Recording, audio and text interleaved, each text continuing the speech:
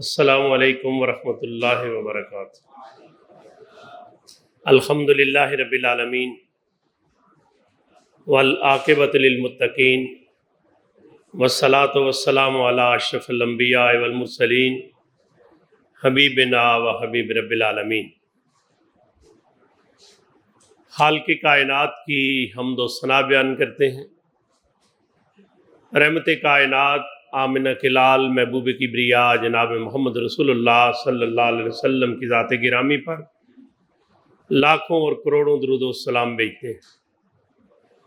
Stage پر رونق افروز حضرت مولانا safe الرحمان صاحب، برادر گرامی قدر ضیاء الدین انصاری صاحب، انجینئر اخلاق صاحب، چودھری محمد شوکت صاحب، ملک شاہد اسلم صاحب، عبدالعزیز عابد صاحب، حضرت اقبال صاحب اور میرے بہت ہی قابل قدر رفقا اور عزیز نوجوان۔ ابھی امیر حلقہ ضیاء الدین انصاری صاحب جب کہہ رہے تھے نا ساتھیوں کو کہ بار بار آپ آگے آ جائیں، آگے آ کے بیٹھیں، آپ ان کی بات مان بھی رہے تھے، سمجھ بھی رہے تھے، لیکن ظاہر ہے کوئی ایسی چھڑی تو نہیں ہے کہ ایک دم آپ کو یہاں لا کے بٹھا دیا جائے۔ تو مجھے ایک بات یاد آئی سیرت کے البم سے، کیونکہ ہمارے لیے تو رہنمائی کا اور جو معیار اللہ رب العالمین نے کا مقرر کیا، لَقَدْ كَانَ لَكُمْ فِي رَسُولِ اللَّهِ أُسْوَةٌ حَسَنَةٌ، لوگوں تمہارے لیے نبی اکرم صلی اللہ علیہ وسلم کی زندگی کے اندر بہترین نمونہ موجود ہے۔ رسالت مآب صلی اللہ علیہ وسلم کے صاحبزادے حضرت ابراہیم کا انتقال ہو گیا، تدفین کا مرحلہ تھا، رسول رحمت صلی اللہ علیہ وسلم نے قبر کے اندر نگاہ ڈالی۔ اس کے اندر جو اینٹیں تھی وہ ٹھیک نہیں تھی، تھوڑی سی ترچھی تھی، جنہوں پنجابی کے اندر سوترتے سال سے نہیں سن۔ آمنہ کلال نے ان اینٹوں کو ٹھیک کرایا اور کہا کہ ابراہیم کی تدفین کر دی جائے۔ جب تدفین مکمل ہوگی تو نبی رحمت صلی اللہ علیہ وسلم نے اپنے صحابہ سے مخاطب ہوتے ہوئے کہا کہ ابراہیم کی تدفین اینٹیں ٹھیک کیے بغیر بھی ہو سکتی تھی، مٹی ڈالنی تھی نا، لیکن آپ نے فرمایا کہ جس کام کو بھی کرو اسے سلیقے کے ساتھ کرو۔ تو رسالت مآب صلی اللہ علیہ وسلم جو دین لے کے آئے تھے وہ تو تدفین کے اندر بھی سلیقہ سکھاتا ہے، اور وہ جنگ لڑتے ہوئے بھی کہتا ہے کہ ان اللہ یحب الذین یقاتلون فی سبیلہ صفن کانہم بنیان مرصوص، اللہ کو وہ لوگ پسند ہیں جو اس کے راستے میں صف بستہ سیسا پلائی ہوئی دیوار بن کر لڑتے ہیں۔ وہ جنگ بھی اڑبونگ کے انداز میں لڑنے کی اجازت نہیں دیتا۔ مجھے اس بات کی خوشی ہے کہ جماعت اسلامی لاہور نے بڑی محنت سے، آپ کے دو حصے ہیں پروگرام کے، ایک آج ہے اور ایک کچھ دنوں کے بعد ہونے جا رہا ہے۔ آپ کے اندر مجھے جہاں چند دلتی عمر کے لوگ نظر آ رہے ہیں وہاں جوان اکثریت کے اندر ہے، تو یہ خوشی کی بات ہے۔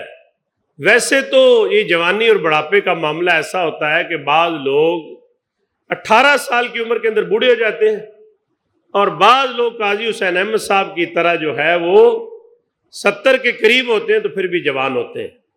تو یہ تو انسان کا اپنے کیفیت کا معاملہ ہوتا ہے کہ وہ کتنا مستعد رکھتا ہے، اپنے آپ کو کتنا چاق و چوبند رکھتا ہے، اپنے مشن پر کتنی اس کی نظر ہوتی ہے۔ مجھے جو گزارشات آپ سے کرنی ہیں وہ شرائط رکنیت اور طریقہ رکنیت کے حوالے سے چند گزارشات مجھے آپ سے کرنی۔ جماعت اسلامی پاکستان کے دستور کی دفعہ 6 کے اندر شرائط رکنیت ہے، اور اس کی دفعہ 7 کے اندر جو ہے وہ طریقہ داخلہ ہے، یا پھر جماعت اسلامی جو ہے اس کے اندر رکنیت اختیار کرنے کا طریقہ جو بتایا گیا۔ یہ جو دستور ہوتا ہے نا، یہ بنیادی طور پر کسی ملک کو، کسی جماعت کو جوڑ کے رکھنے اور پوری زندگی کی جو ترتیب ہوتی ہے، کوئی ملک آپ نے چلانا ہے، کوئی جماعت آپ نے چلانی ہے، تو آپ کو یہ دستور جو ہے وہ بنیادی چیزیں فراہم کر دے گا، جس کی روشنی کے اندر اگر آپ ان پر عمل درآمد کرتے ہیں، اس کی روح کے مطابق عمل کرتے ہیں، تو آپ بہت بہتر انداز سے اس تنظیم کو، اس مملکت کو آگے لے جا سکتے ہیں۔ میں ایک تاریخی حوالے سے، چونکہ آپ کے امیر ضلع قانون دان ہیں، اور میں آپ کو بتاؤں کہ جب 73 کا دستور مرتب ہو رہا تھا، یہ مدون ہو رہا تھا، تو جماعت اسلامی کے ایک فرد بھی اس کمیٹی کے رکن تھے، جن کا نام پروفیسر عبدالغفور احمد صاحب، اللہ تعالیٰ ان کی قبر کو نور سے بھر دے. ان کی بہت بڑی خدمات ہیں، صرف دستور کے حوالے سے نہیں، بھٹو سے مذاکرات کے اندر بھی وہ ان 3 افراد کے اندر شامل تھے جو مذاکرات کر رہے تھے بھٹو صاحب کے ساتھ. جب پاکستان کے اس دستور کے 73 کے دستور کو مدون ہونے کا مرحلہ تھا تو پروفیسر غفور احمد صاحب نے 42 ملکوں کے دساتیر منگوائے. کسی کی کھوپڑی کے اندر بھی یہ بات نہیں آ سکتی تھی، خانے کے اندر بھی یہ کام بھی کرنا چاہیے. پروفیسر غفور احمد صاحب نے 42 ملکوں کے دساتیر منگوائے، ان کا مطالعہ کیا، اور مطالعہ کرنے کے بعد جو ڈرافٹ پروفیسر غفور صاحب نے تیار کیا تھا، پاکستان کے بڑے بڑے ماہرین قانون نے بھی اور قانون سے شد و بدھ رکھنے والے افراد نے کہا کہ پروفیسر عبدالغفور احمد صاحب کا ڈرافٹ جو ہے وہ ہر اعتبار سے جامع ہے. تو میں اس لیے آپ سے جو بات کہنا چاہتا ہوں، بظاہر تو چھوٹی سی کتاب ہے دستور، لیکن اس کی دفعہ 6 جو ہے اس کے اندر لکھا ہے شرائط رکنیت میں کہ ہر عاقل و بالغ شخص، ہاں وہ عورت ہو یا مرد، ہاں وہ کسی ذات، برادری یا نسل سے تعلق رکھتا ہو، اس جماعت کا رکن بن سکتا ہے بشرطے کہ وہ ان چیزوں کو، ان شرائط کو پورا کر دے جو اگلے مرحلے کے اندر 8 اس کی ذیلی شکوں کے اندر لکھی گئی. ان کو پورا کرے گا تو پھر وہ جماعت اسلامی کے اندر شامل ہو جائے. ایک اور غلط فہمی دور کر لیجئے، میں ذمہ داری سے بات کر رہا ہوں، ہماری یہ گفتگو امیر جماعت بھی سنتے ہیں، یہ آپ کو پتہ ہونا چاہیے. جو سوشل میڈیا پہ آتا ہے نا، میں نے سراج الحق صاحب کو بھی دیکھا ہے، وہ سفر میں سب لوگوں کو سنتے تھے اور جو کوئی کمی ہوتی تھی پھر اس پر متوجہ بھی کرتے تھے. اور حافظ صاحب بھی یہ بات سنتے ہیں، اب یقیناً سن لیں گے، مجھے بھی پوچھیں گے آپ نے اتنی کھلے مجمع میں بتا دی ہے. میں آپ سے ایک بات عرض کروں کہ جماعت اسلامی کے بارے میں ایک بڑی غلط فہمی پھیلائی گئی، اور اس غلط فہمی کو ہمارے احباب نے، ہمارے ہمدردوں نے بھی اسی روح کے ساتھ اس سے قبول کر لیا جس کا حقیقت کے ساتھ کوئی تعلق نہیں. یہ کہا جاتا ہے کہ جماعت اسلامی کا رکن بننا بڑا مشکل ہے، ان کی شرائط بڑی مشکل ہے. اور جب کوئی دوسری جماعت کا آدمی، کوئی چالاک آدمی یہ بات کہتا ہے نا جماعت کا رکن بننا بڑا مشکل ہے، تو ہمارا سینہ چوڑا ہو جاتا ہے. اس لیے چوڑا ہوتا ہے کہ ہم نے وہ بیریئر عبور کر لیا ہے جو مشکلات اس کے اندر تھیں. آپ میں کوئی فرد مجھے سمجھائے کہ جماعت اسلامی کی رکنیت کا معیار وہی نہیں ہے جو ایک مسلمان کا معیار ہے. میں لوگوں سے کہتا ہوں، لوگ کہتے ہیں آپ کی رکنیت کا معیار بڑا سخت ہے. میں نے کہا کس نے کہا ہے آپ کو سخت ہے؟ کہتے ہیں ہم نے سنا ہے. میں نے کہا آپ نے سنا ہے نا، میں ایک جماعت کے صوبائی چیپٹر کا امیر ہوتے ہوئے کہہ رہا ہوں کہ جماعت اسلامی کی رکنیت کا معیار وہی ہے جو ایک مسلمان کے لیے معیار ہے. اس میں کون سی سختی ہے؟ اور آپ کے اس جو دستور ہے اس کے اندر یہ بات درج کی گئی ہے کہ جماعت کے عقیدے کو اس کی تشریح کے ساتھ سمجھ لینے کے بعد وہ اس بات کی شہادت دے گا اور کہے گا کہ میں نے جماعت کے عقیدے کو اس تشریح کے ساتھ سمجھ لیا ہے، کہ جماعت کے نصب العین کو اس کی تشریح کے بعد بھی سمجھ لیا ہے، اور اس کے مطابق پھر دستور جماعت کا مطالعہ کرتا ہے، پھر اپنے آپ کو پابند کرتا ہے کہ وہ اس دستور کا پابند رہے گا. اب اس کے اندر لکھا گیا ہے کہ فرائض شرعی کا پابند ہو. ایک مسلمان کے لیے بھی تو یہی ہے نا. دوسری بات لکھی ہے کبائر سے اجتناب کرتا ہو، کبیرہ گناہوں سے بچتا ہو. صغیرہ تو ہو ہی جاتے ہیں، ہلکی پھلکی کسی کی آپ نے غیبت کر دی، کسی کا تذکرہ اس انداز سے کیا جب اس کو معلوم ہو تو اسے اچھا نہ لگے. اور پھر کہا گیا کہ فرائض شرعی کا پابند ہو اور کبائر سے اجتناب کرتا ہو. کوئی ایسا ذریعہ معاش نہ رکھتا ہو جو معصیت فحشہ کی تعریف کے اندر آتا ہو. مطلب اس کا کاروبار ایسا نہ ہو کہ جو مثلا شراب ہے، سود ہے اور اس طرح کے دوسرے جو فواحش ہیں ان سے بچنے والا ہو. اس کے حلال آمدن کے ذرائع موجود ہو. حلال کے ذرائع بہت زیادہ ہیں، حرام کے ذرائع تھوڑے ہیں، لیکن انسان کو پتہ نہیں کیوں سمجھ نہیں آتی کہ اللہ تعالیٰ نے حلال کے اندر برکت رکھی ہے اور حرام کے اندر برکت جو ہے وہ نہیں ہوتی. یہ بکری روزانہ ذبح ہوتی ہے نا، مٹن کتنا کھاتے ہیں لوگ، چرسی تکہ پشاور سے لے کر کراچی کے ساحل سمندر تک، حتیٰ کہ دبئی کے اندر بھی گوشت آپ ہی بھیج رہے ہوتے ہیں، لیکن بکریوں کے ریوڑ آپ کو نظر آتے ہیں، کتوں کا ریوڑ آپ نے کبھی نہیں دیکھا. چمٹی روزانہ کشمکش جہاد کے اندر نکلتی ہے، رزق کی تلاش کے اندر، پیروں تلے روندی جاتی ہے، لیکن اس کی لمبی لمبی قطاریں اس کی زندگی کا اعلان جہاد کر رہی ہوتی ہیں. پھر آگے فرمایا کہ اس کے مال کے قبضے کے اندر کوئی ایسی جائیداد نہ ہو جو حرام طریقے سے آیا ہو، جس میں حقداروں کے تلف کردہ حقوق شامل ہوں، تو اس سے دستبردار ہو جائے، اہل حقوق کو ان کے حق پہنچا دیں۔ اس کی تشریح بھی آگے کی بہت اچھے انداز میں وہ کہا ہے کہ جب اس صورت میں کرنا ہوگا جب حقدار بھی معلوم ہو اور مال بھی متعین معلوم ہو کہ کتنا ہے، جس میں ان کا حق تلف ہوا ہے، بصورت دیگر توبہ اور آئندہ کے لیے طرز عمل کی اصلاح کافی ہے۔ سیرت کلبم کی ایک تصویر ہے رسول اکرم صلی اللہ علیہ وسلم کے صحابہ کرام، تابعین، تبع تابعین، جن لوگوں نے اس راستے کو اختیار کیا، جب ان کے پاس طاقت آئی نا، اختیار آیا، اقتدار آیا، تو دمشق کی جامع مسجد کے اندر کھڑے ہو کر ایک شخص نے اعلان کیا کہ لوگوں، اقتدار جو ہے اپنا امیر مقرر کرنا تمہارا حق ہے، ہمارے بڑوں نے جبر سے، زبردستی سے تمہارے اوپر مسلط ہوئے تھے، لوگوں میں اعلان کرتا ہوں کہ تم جسے چاہو اپنا امیر مقرر کر لو۔ تو لوگوں نے کہا کہ آپ ہی سب سے بہترین آدمی ہیں جو اس وقت ہمارے درمیان موجود ہیں اور آپ ہی کی ہم بیعت کرتے ہیں۔ لوگوں نے بیعت شروع کر دی۔ بیعت شروع ہوئی ہے تو تھوڑی دیر کے بعد انہوں نے اپنے قریب حصار محسوس کیا سیکیورٹی کا، سول کپڑوں کے اندر لوگ، ہر دور کے اندر رسول اللہ صلی اللہ علیہ وسلم کے عہد کے اندر بھی یہ نظام موجود تھا سیکیورٹی کا۔ حضرت عمر بن عبدالعزیز نے پوچھا یہ کون لوگ ہیں؟ کہا کہ آپ کی حفاظت پر مامور کیے گئے۔ کہا مجھے تو ضرورت نہیں ہے، میں تو انہیں لوگوں کے درمیان پہلے رہا کرتا تھا۔ پھر تھوڑی دیر کے بعد گھوڑے آگے، اس زمانے کی جو پراڈو تھی، V8 تھی، ولادیات ذبحن فالموریات قدحن فالمغیرات صبحا فاثرن بی نقن فوسطن بی جمع۔ کہا یہ گھوڑے پسند کیجئے امیر المومنین۔ کہا میرے لیے خچر کافی ہے، اس پر میں پہلے سواری کیا کرتا تھا۔ کہا مجھے ان کی بھی ضرورت نہیں ہے۔ پھر ایک اور کام کیا، اپنے خاندان کے لوگوں سے کہا یہ جو میں بھی اس کی 6 نمبر ذیلی شک پڑی ہے نا، 6 نمبر دفعہ کی، کہ جس کے اندر یہ کہا گیا کہ اگر اس کے قبضے کے اندر کوئی ایسا مال آیا ہے، کوئی جائیداد آئی ہے جس کے ذرائع ٹھیک نہیں ہیں، حلال نہیں ہیں، تو وہ واپس لوٹائے ان لوگوں کو۔ ہمارے یہاں لوگ کیا کرتے ہیں، بینکوں کی نوکری کرتے ہیں، گولڈن شیک ہینڈ کرتے ہیں، پیسے لیتے ہیں، پھر فکس جمع کراتے ہیں، پھر مسجد کا راستہ اختیار کرتے ہیں، داڑھی بھی بڑھنا شروع ہو جاتی ہے، پیشانی پر اللہ کے حضور سجدہ ریز ہونے کے نشانات آنا شروع ہو جاتے ہیں، اور وہ سمجھتے ہیں کہ ہم نے سارا کام ٹھیک کر لیا۔ میرا ایک بینک کے اندر اکاؤنٹ ہے گجرات میں، تو میں وہاں جب گاڑی کھڑی کرتا ہوں تو اس کے سامنے گاڑی کھڑنے کرنے کی جگہ نہیں ہے، وہ پچھلے بینک میں کھڑی کرتا ہوں، اور وہ بینک ہے کہ جو لوگوں کے مستقل پیسے لیتا ہے اور ان کو ماہانہ بنیاد پہ مخصوص پیسے دیتا ہے۔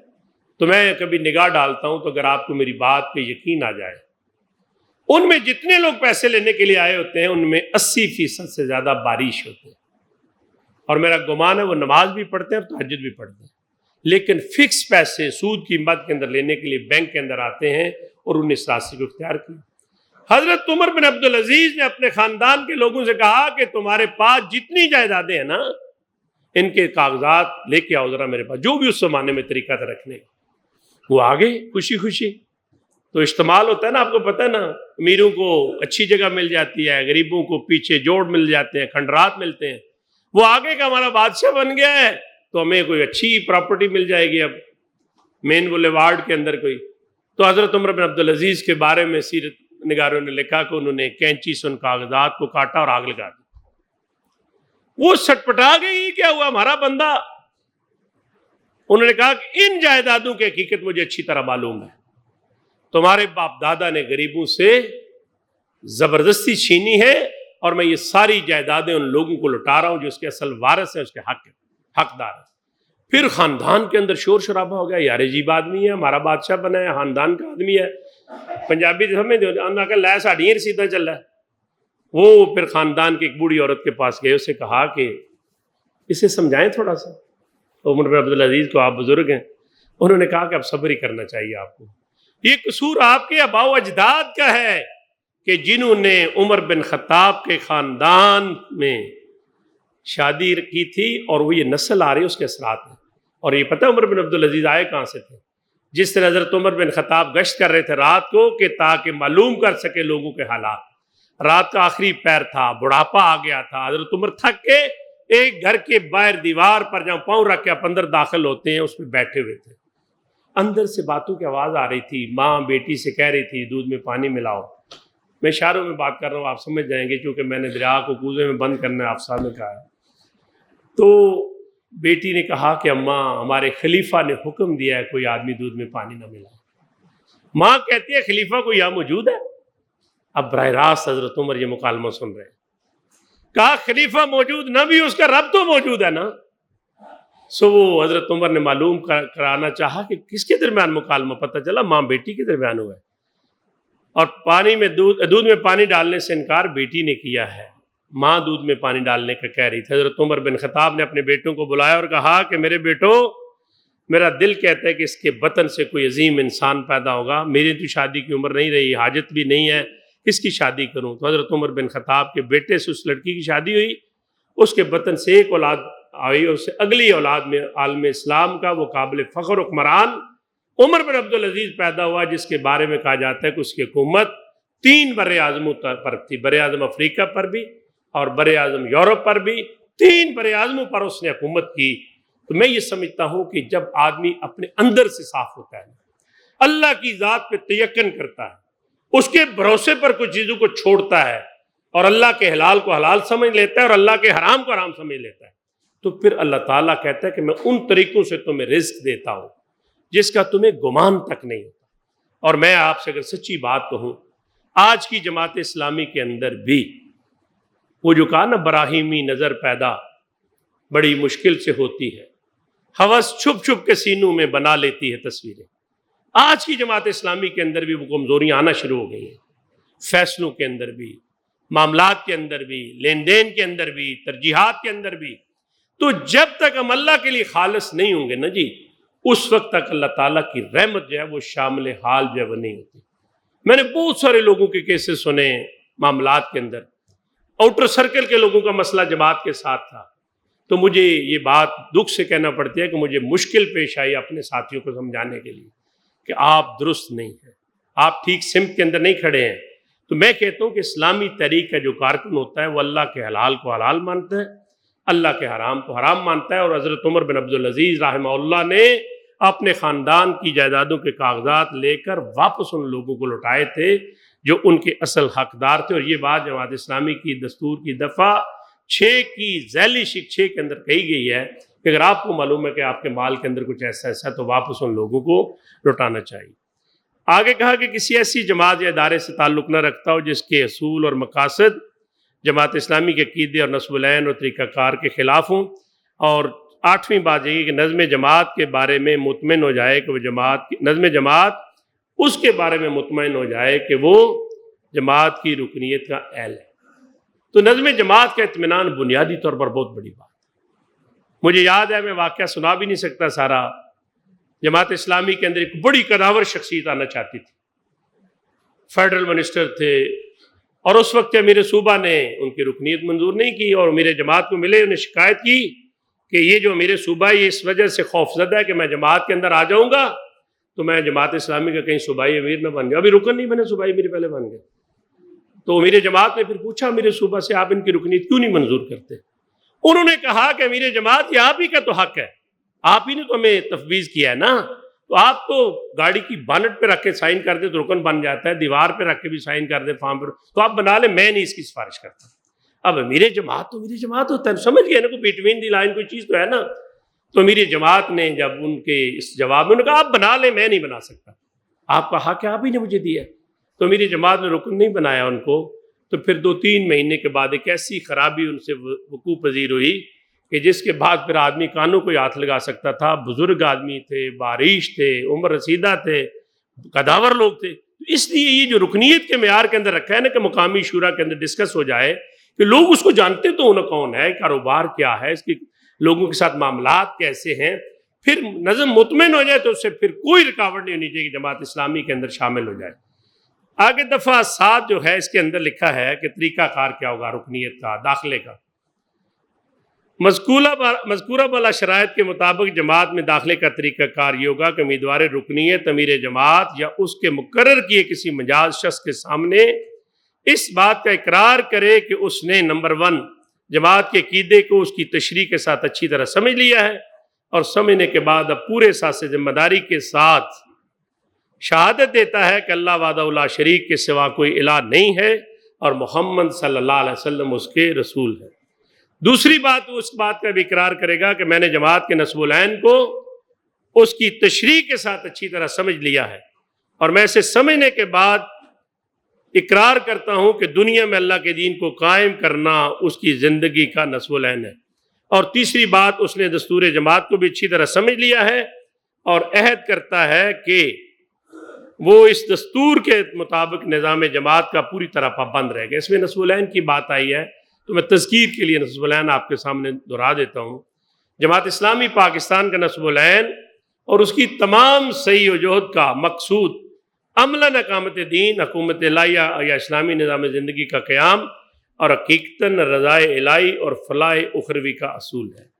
یعنی جب ایک فرد اپنے آپ کو تیار کر لیتا ہے، وہ جو علائشیں ہوتی ہیں ان کو چھوڑ دیتا ہے اور سوچ لیتا ہے کہ جماعت اسلامی کے اندر آنے سے مجھے نفع کیا ہو سکتا ہے، نقصان کیا ہو سکتا ہے، سود و زیاں کے چکر سے آدمی باہر نکل آتا ہے، نفع اور نقصان سے باہر نکل آتا ہے۔ جماعت اسلامی کے اندر آغاز میں اولین لوگوں نے بڑی بڑی قربانیاں دیں۔ جماعت اسلامی نے لوگوں کو سرکاری نوکریاں کا چھوڑ دیں، انہوں نے نوکریاں بھی چھوڑ دیں۔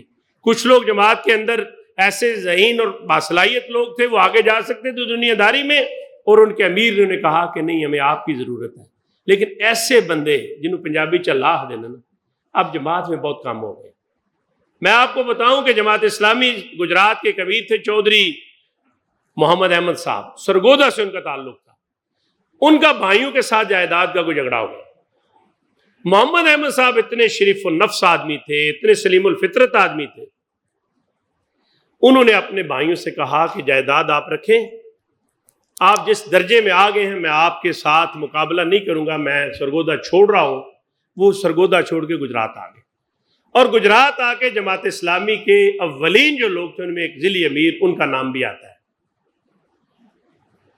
مولانا مودودی رحمۃ اللہ علیہ کی زندگی تھی، مولانا کے پاس آئے، ان کے پاس برطانیہ کے اس وقت کے پیپر تیار ہوتے، آسانی سے بن جاتے تھے اس زمانے میں، اب تو مشکل ہوتا ہے۔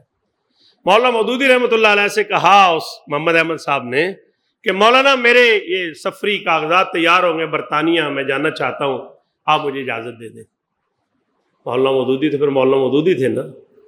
مولانا نے کہا کہ بھائی آپ چلے جائیں، تحریک کا کام میں اکیلے کر لوں گا۔ اب آپ کو اندازہ ہوگا میرے جماعت کا ایجن کیا ہے۔ میرے جماعت نے کہا کہ آپ چلے جائیں، تحریک کا کام میں کر لوں گا اکیلے ہی۔ تو محمد احمد صاحب کے بارے میں آتا ہے جو کاغذ ان کے ہاتھ کے اندر تھے مولانا مودودی کے سامنے پھاڑ دی، کہا کہ مولانا میں نہیں جاؤں گا، میں یہاں کام کروں گا۔ بیسیوں لوگ ایسے جماعت اسلامی کے اندر ہیں جو نہیں بتاتے کہ انہوں نے اپنے کیریئر کو ٹھوکر ماری، سود و زیاں کے چکر سے باہر نکلے۔ آپ کا کیا خیال ہے بانی جماعت کے بعد جس شخص کو جماعت اسلامی نے اپنا جان نشین بنایا تھا وہ کوئی معمولی آدمی تھے؟ ریاست کپورتھلا کے پہلے مسلمان وکیل تھے، اور مولانا مودودی نے جب جماعت اسلامی کی بنیاد رکھی تھی، ابھی مجھے ملے ہیں ہمارے ایک دوست یہاں چودھری شفیع صاحب کے پوتے لاہور میں ہیں، گجرات سے، وہ بھی بانی ارکان کے اندر تھے، تاسیسی ارکان میں۔ تو وہ تو بیوی کو لینے جا رہے تھے نا مکلاوے سے، میکے سے۔ تو میں اکثر ایک جملہ کہتا ہوں کہ شادی دی، نویں شادی دی تو خوشبو ہی بڑی ہوندی۔ تو مولانا مودودی نے اکٹھا کیا، رستے میں کسی نے بتایا کہ مولانا مودودی نے لوگوں کو بلایا ہے، جماعت کی بنیاد رکھنے جا رہے ہیں۔ 3 پیس سوٹ پہنا ہوا تھا، کلین شیو تھے، جوانی اٹھتی ہوئی تھی، تو بیوی کو لینے نہیں گئے، سیدھے وہاں پہنچ گئے جہاں مولانا مودودی نے لوگوں کو اکٹھا کیا۔ اور یقین جانے جب یہ واقعہ پڑھتا ہوں تو حیران ہوتا ہوں۔ 100 افراد تھے ٹوٹل اس وقت، 75 جماعت میں شامل ہوئے اور 25 واپس چلے گئے مبصر کے طور پہ۔ مولانا مودودی نے کلمہ طیبہ پڑھا، جماعت میں شامل ہوئے، پھر دوسرے، تیسرے، چھٹے، 7ویں نمبر پہ وہ کلین شیو وکیل کھڑا ہو گیا۔ جب ابھی اس نے کلمہ طیبہ ہی پڑھا تھا، جماعت میں شمولیت کے لیے دروازہ کھٹکھٹا ہی رہا تھا، تو ایک بہت بزرگ عالم دین، غالباً مولانا منظور احمد نعمانی صاحب تھے، وہ کھڑے ہو گئے۔ انہوں نے کہا فرنگی لباس پہنے ہوئے یہ شخص غلبہ دین کی جدوجہد کرے گا، جس نے کام کرنا دین کا، اس کی داڑھی دیکھو نہیں ہے، مونچھیں اس کی نہیں ہے، 3 پیس سوٹ پہنا ہے، فرنگی لباس اس نے پہنا ہے۔ تو اس سادہ لو وکیل نے کہا کہ یہ لباس، یہ داڑھی اگر بازار کی کوئی چیز ہوتی تو میں بھی لے کے آ جاتا، مجھے اتنی مہلت تو دے دے میری داڑھی باہر آ جائے۔ سید مودودی نے کہا کہ اس نوجوان کے قلب و نظر کی دنیا تبدیل ہو چکی ہے، جبھی تو علماء کی مجلس کے اندر آ کے بیٹھا ہے نا۔ آپ اس کو ٹائم دے دیں، 3 سے 6 ماہ کا اپنا سراپا تبدیل کر لیں۔ ہماری مجالس کے اندر بھی نوجوان آتے ہیں، ابھی بھی یہ بالکل ایک دم نوجوان بیٹھا میرے سامنے، کیوں جی کلیجی شرٹ پہنے، ہاتھ کھڑا کریں نہیں، آپ کی بات کر رہا ہوں، ہاں جی آپ ہاتھ کھڑا کریں، پتہ چلے کہ یہاں بالکل نوجوان بھی ہو۔ تو مولانا نے ٹائم دے دیا ان کو سراپا تبدیل کرنے کے لیے۔ یہ مسئلہ تو ہے نا، مذہبی دنیا کے سراپے پہ جاتی ہے، عمل پہ نہیں جاتی۔ میں کبھی کبھی پوچھتا ہوں بڑی مجالس کے اندر، میں جمعہ بھی پڑھاتا ہوں، میں کہتا ہوں رسالت مآب صلی اللہ علیہ وسلم نے فرعون کی چوٹی پر کھڑے ہو کر لوگوں سے کہا تھا کہ میری داڑھی ذرا انچی ٹیپ سے ماپیں، میری شلوار کا ذرا معائنہ کریں، گھٹنے سے اوپر ہے نیچے ہے، شلوار تو تھی نہیں، تامت تھا۔ آمنہ کے لال نے کہا کہ لوگوں میری زندگی کے 40 سال تمہارے درمیان گزرے ہیں، مجھے بتاؤ کیسا پایا ہے تم نے؟ سب نے کہا ہم نے آپ کو صادق اور امین پایا۔ آج معاملات کی بات کوئی کرنے کو تیار نہیں ہے، اور ظاہری جو چیزیں ہیں نا، مظاہر تقوی ان کی بات لوگ کرتے ہیں، تقوی کی بات نہیں کرتے، مظاہر تقوی کی بات کرتے ہیں۔ اس نوجوان کو وقت دیا مولانا مودودی رحمۃ اللہ علیہ نے۔ اب آپ حیران ہوں گے کہ تاریخ کا پہیہ چلتا ہے۔ مولانا مودودی بزرگ ہو گئے ہیں، تصنیف و تالیف کا کام بڑھ گیا ہے، گردے اور گھٹنوں کے جوڑوں نے تنگ کرنا شروع کیا ہے۔ مولانا مودودی جماعت کی عمارت سے معذرت کر رہے ہیں۔ پاکستان اور بنگلہ دیش کی جماعت اسلامی کے ارکان جس شخص کو جماعت اسلامی کا امیر مقرر کر رہے تھے، وہ یہ وہی کلین شیو نوجوان تھا جس کی جماعت میں شمولیت پر لوگ متردد تھے، اور آج ہم اس کلین شیو نوجوان کو جو ریاست کپور تھلا سے آیا تھا، وہاں کی ریاست کا اکلوتا مسلمان وکیل تھا، ہم محترم میاں طفیل محمد مرحوم کے نام سے انہیں جانتے ہیں۔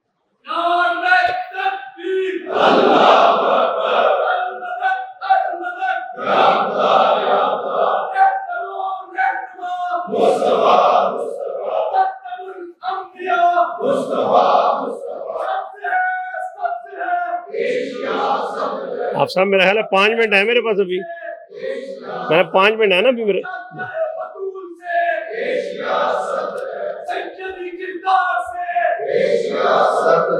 اب جماعت اسلامی کے اندر اگر جس شخص نے شمولیت اختیار کرنی ہے، آپ انہوں سارے پروسیس طے کر لیے، اس نے طے کر لیا کہ مجھے کیا چھوڑنا ہے، کیا اختیار کرنا ہے، سود و زیاں کے چکر سے باہر نکلنا ہے۔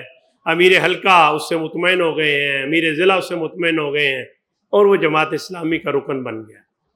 اب آگے کیا ہے؟ دفعہ 8، 6، 7 اور 8 آپ نے پڑھنا ہے جا کے دستور لے کے۔ اس میں لکھا ہے کہ داخلہ جماعت کے بعد جو تغیرات ایک رکن کو بتدریج اپنی زندگی میں کرنے ہوں گے وہ یہ ہیں۔ دین کا کم از کم اتنا علم حاصل کر لے کہ اسلام اور جاہلیت کے درمیان از خود فرق کر لے کہ یہ اسلام کا معاملہ ہے اور یہ جاہلیت ہے۔ حدود اللہ سے واقفیت ہو جائے، تمام معاملات میں اپنے نقطہ نظر میں، اپنے خیال میں اور عمل میں کتاب و سنت کی تعلیمات کے مطابق اپنے آپ کو ڈالنا شروع کر دے۔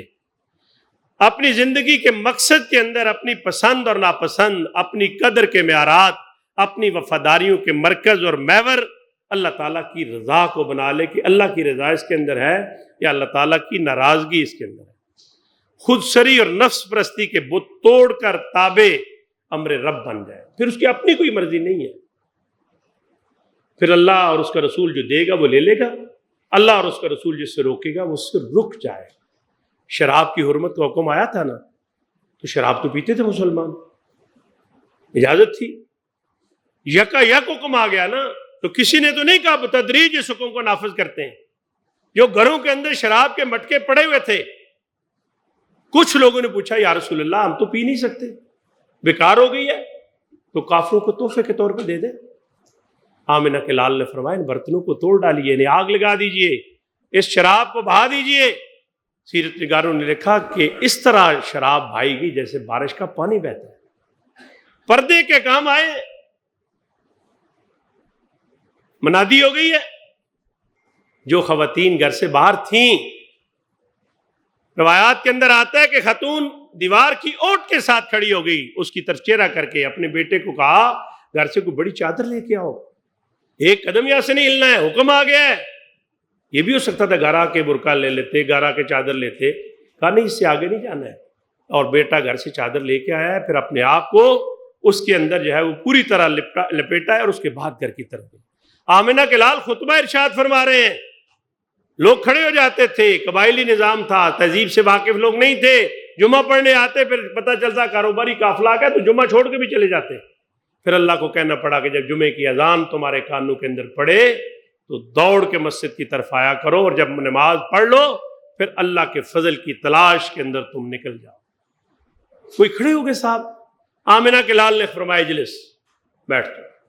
اب اس کا ذکر ہی سیرت نگاروں نے نہیں کیا کہ انہوں نے کیا، یقیناً بیٹھ گئے ہوں گے 100%۔ ایک صحابی مسجد سے باہر سے داخل ہو رہے تھے اندر، ایک پاؤں اندر تھا اور ایک باہر تھا، بڑی آکورڈ پوزیشن ہوتی ہے، سماعتوں سے بات ٹکرائی ہے کہ آمنہ کے لال کہہ رہے ہیں بیٹھ جاؤ، وہیں بیٹھ گئے۔ حضور نے دیکھا ایک صحابی بیٹھے ہوئے، آکورڈ پوزیشن ان کی، کہا میرے ساتھی تمہیں نہیں کہا بیٹھنے کو، میں نے اندر والے سے کہا بیٹھنے کو۔ کہنے لگے یا رسول اللہ صلی اللہ علیہ وسلم میں مسجد پہ داخل ہو رہا ہوں۔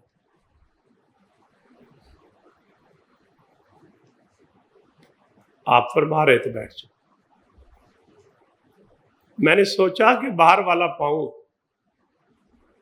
اندر کروں یا اندر والے پاؤں کو باہر کروں۔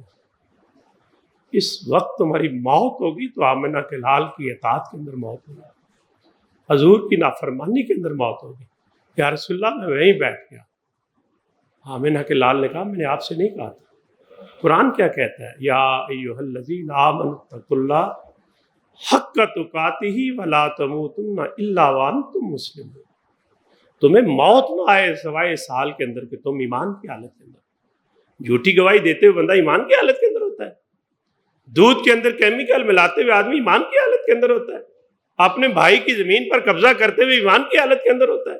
نہیں، ایمان کی حالت کے اندر نہیں ہوتا۔ اللہ کہتا ہے حق تقاتہ ولا تموتن الا وانتم مسلمون۔ پھر جماعت اسلامی کے رکن کے لیے میں اپنی بات مکمل کر رہا ہوں، یہ جو نسلی تفاخر کے بت ہوتے ہیں نا، ان بتوں کو توڑ دیجیے۔ یہ جو کسی نہ کسی طرح انسان کے اندر سے وہ بات نکل آتی ہے نا، وہ میں نے پہلے بھی کہا براہیمی نظر پیدا بڑی مشکل سے ہوتی ہے، ہوس چھپ چھپ کے سینوں میں بنا لیتی ہے تصویریں۔ کعبے کے رب کی قسم میں نے سیرت کا جتنا مطالعہ بطور طالب علم کیا ہے، اور میں نے سب سے زیادہ مطالعہ سیرت ہی کا کیا، وہاں تو مجھے کوئی تصویر ہی نہیں ملتی۔ یہ جو ارکان جماعت کو، امیر جماعت یونین کونسل کا ہو، ضلع کا ہو، صوبے کا ہو، پاکستان کا ہو، اسے کیوں یہ حلف پڑھایا جاتا ہے کہ ارکان جماعت کے درمیان ہمیشہ عدل اور دیانت سے حکم کروں گا، فیصلہ کروں، پسند اور ناپسند کی بنیاد پر فیصلہ نہیں کروں۔ محترم امیر العظیم صاحب تشریف لے آئے ہیں، کہتے ہیں پانی آ جائے تو پھر تیمم نہیں کرنا چاہیے، تو میں بس اسی واقعے پہ آپ کو بات ختم کروں گا۔ رسول اکرم صلی اللہ علیہ وسلم کے دو جاننثار ساتھی ہیں، ایک کا نام ہے حضرت ابو ذر اور دوسرے کا نام ہے حضرت بلال۔ دونوں بیٹھے تھے، بیٹھے بیٹھے انسانی معاملہ ہے، کوئی جذبات میں آ کے حضرت ابو ذر نے حضرت بلال کو کہا، او کالی ماں کے بیٹے، آپشن کے بچے۔ جب میں پرائمری میں پڑھتا تھا اس زمانے میں اردو کے اندر یہ کتاب کہانی پوری موجود تھی، اب تو ختم کر دیا نا آہستہ سے۔ یہ بات رسول اکرم صلی اللہ علیہ وسلم تک پہنچی کہ میرے بلال کو ابو ذر نے ماں کی آر دلائی۔ آپ نے پوچھا ابو ذر تم بلال کو اس طرح کہا ہے تم نے؟ کہنے لگے یا رسول اللہ بس میرے منہ سے نکل گیا، انسانی معاملہ ہے۔ آمنہ کے لال نے فرمایا کہ ابو ذر بلال کو راضی کر لو، جہاں ملتا ہے راضی، اسے تلاش کرو، جلدی کرو، اگر بلال ناراض ہو گیا تو اللہ اور اس کا رسول تم سے ناراض ہو جائے گا۔ اب صحرا کے اندر ملاقات ہو گئی دونوں۔ حضرت ابو ذر نے دیکھا بلال ہے، کہا میرے بھائی بلال میری بات سنو، میرے منہ سے ایک جملہ نکلا ہے، تمہارے دل کو تکلیف ہوئی ہے، میں اپنا چہرہ زمین پہ ریت کے ذروں پہ رکھتا ہوں، تم اپنا پاؤں میری گردن پہ رکھو۔ دعوت دے رہے ہیں غلام کو۔ حضرت بلال کہتے ہیں میرے بھائی ابو ذر، میں اس چہرے پر، اس گردن پر کیسے پاؤں رکھ سکتا ہوں؟ اسے آمنہ کے لال نے کئی بار محبت کی نگاہ سے دیکھا، اور قرآن کریم منظر کشی کرتا ہے صحابہ کرام کے تعلقات۔ محمد الرسول اللہ والذین معہ اشداء علی الکفار رحماء بینہم قل ان صلاتی ونسکی ومحیای ومماتی للہ رب العالمین۔